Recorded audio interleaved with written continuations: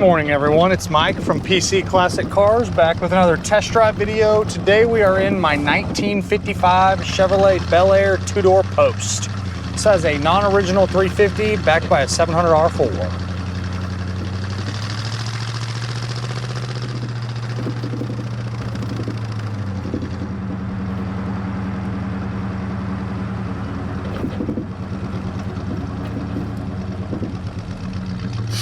Right, so again we have a 1955 Chevrolet Bel Air two-door Post. This is probably one of the better 55s that I've had in a while. I don't do a ton of these cars anymore, but I'm pretty selective on them that I do buy. This is a vehicle that I'd owned previously. I sold it to, actually I took it in on trade. I believe it was back in 2021, and then I sold it to a really good customer of mine over in Arkansas. He plays with them for a while and then trades them back in, and he traded this car back in on the 2007 GT500 that I had. So I had no problem bringing this car back in. It has a non-original 350, runs excellent, does have an Edelbrock aluminum intake with an Edelbrock carb on top. Also has an aftermarket aluminum radiator. This one still is manual steering, but very easy car to drive. And then you do have an upgraded power front disc brake setup with drilled and slotted rotors. I do not know the brand of the drilled and slotted rotors. It's not labeled on there, but it is an aftermarket setup because that's what this would never would have come with, obviously. But it stops really nice. On your exhaust, you have a nice set of dual exhaust on it. It sounds really good going down this road. It's not terribly loud.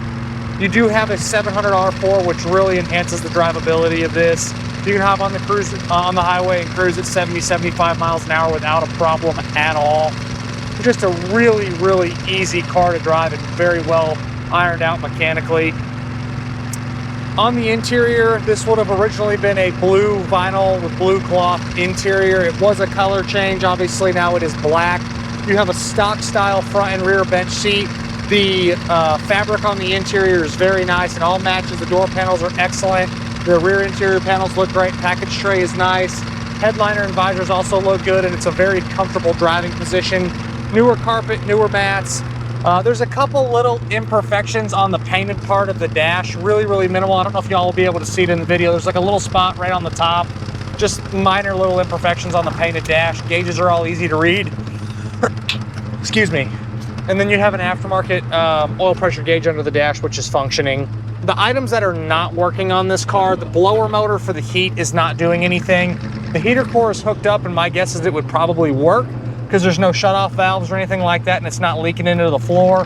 But the blower motor, when you kick it on, is not doing anything. I would upgrade this car to a vintage AC setup, so have new heat and AC if you're gonna do anything. That's the last thing that really needs to be done on this. But again, the blower motor doesn't work. The washer sprayers for the wipers do not work, but this does have an electric wiper conversion, so that's really cool.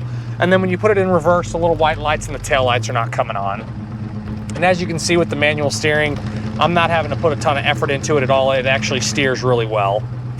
And sorry, allergies are kicking my ass here in Texas this week. Temperature gauge, coming up good, showing we got a good amount of fuel.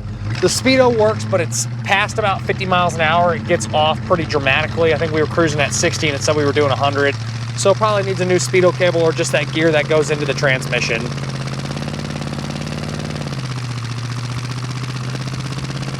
Decent power from the 350, not a race car by any means, but enough power to pull you down the road.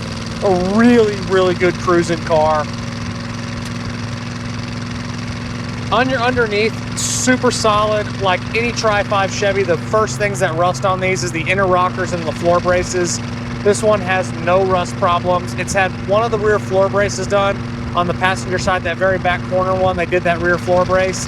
Other than that, it looks all original and very nice. No rust battles. Frame's great. Just a really nice, clean car underneath. On the exterior, similar to the interior, was a color change. This was originally blue with an Indian Ivory two-tone. Now it's obviously the maroon with the white. There's a couple little like hairline splits on the top of the hood and then over on the passenger fender over there. Real minor stuff. The rear bumper's got some chrome flaking off in a few spots where it's like scratched. Overall, the cosmetics show nice, but it's an older done car. Still very presentable. Doors open and close well. There's a little bubble spot on the rocker over there, and there's a very tiny little one on this side. If you wanted to have it fixed, it'd be very easy to have a paint shop fix that, but it's minimal stuff. take a look at my additional informations tab on my website, pcclassiccars.com. It'll have the doesn't work section. It will have photos of all of the imperfections all the way around the car, but nothing that's egregious, all minor stuff. The car still shows very well and you can be very proud of it. With the polished torque thrust wheels, I think it gives it a great look. And again, I can't say enough about how well this car drives. It's one of the best things about it, and just how solid it is. You're reading 3,794 miles. I have no idea what the actual miles are on the car. It's actually a common question I get on these old cars if I know what the true miles are. And usually when the motors have been replaced and I don't have a 100 or 200 car, it's hard to track back the miles, and who knows if they swapped out the gauges at some point. But this one's reading 3,794, so no way to know what the miles are. Probably could be 103, could be 203. Suspension's all great, performs awesome going down the road. No weird squeaks or sounds coming from the front or the rear suspension. It's a tight driving car. I have mentioned that manual steering. If you wanted to go with the power steering upgrade, you could, but it's not 100% needed. Really, really comfortable car to drive as far as the driving position goes. These are a bigger steering wheel, but that does help out with the manual steering. Glass is all nice, no major issues with the windshield. The side windows roll up and down like they should. The vent windows open and close. That passenger rear window back there needs a little bit of assistance when you're going back up. It kind of gets bound up a little bit, but if you pull on the window, it makes it all the way up. So they do all go down, they do go all back up, but that one needs a little bit of assistance back there. Back glass is nice. Foam feels really good in the seat.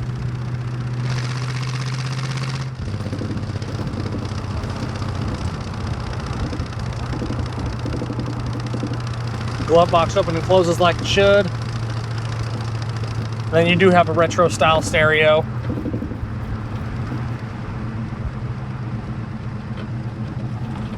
Turn signal lights going left and right, they do come on the dash. You do have to cancel the turn signal by itself. To be honest, I don't know if these had an automatic cancel on the turn signals back in the day. I'd have to do a little research on that. I honestly don't know. I feel like every single one of these that I've always owned, you have to manually turn the turn signals on and off. Overall, this is a fantastic Tri-5 Chevy. Runs awesome. It's a car that I feel very confident in to hop in and drive anywhere that you want to go.